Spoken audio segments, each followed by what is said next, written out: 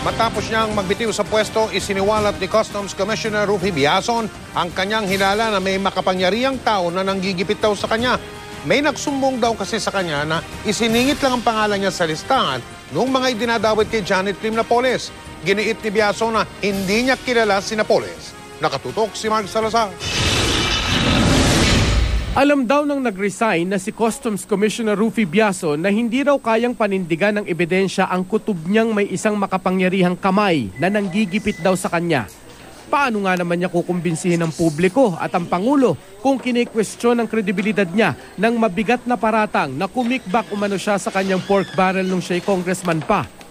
May isang tao siyang gustong tumbukin pero hindi niya pa kaya sa harap ng kamera.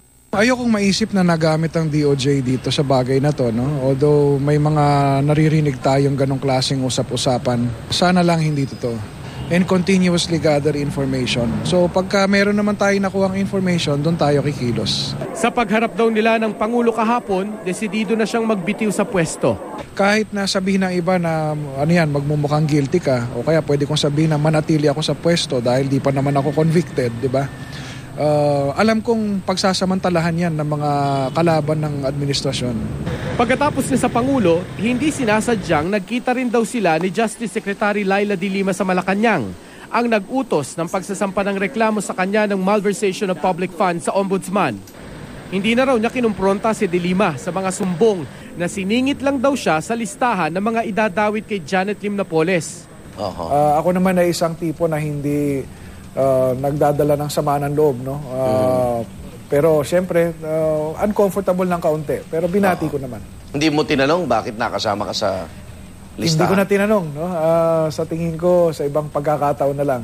Saan yung listahan? Kami lang nakakaalam ng listahan. Whistleblowers lang, tsaka ang NBI.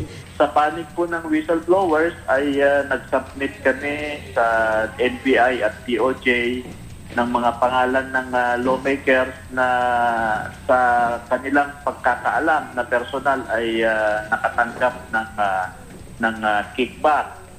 Ang matandaan ko po doon sa affidavit ng mga whistleblowers, yung PDAF ni dating Congressman Biason ay napunta sa ilang NGOs ni Ginang Napoles at meron nag-ahente doon sa kanyang PDAP.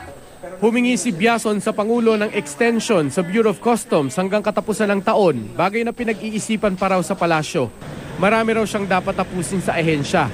Pero sa maghapong ito, kaliwat ka ng guesting ang pinagkaabalahan niya. Unang-una para itanggi si Napoles sa buhay niya.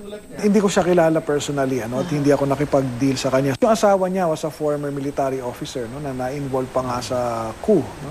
Alam niyo naman, yung father ko rin was instrumental do sa crushing those coups. No? So ganong klaseng pagkakilala. Pero kung hindi pagbibigyan ni Pangulong Aquino ang extension ni Biason, hanggang Biyernes na lamang siyang mananatili sa Bureau of Customs.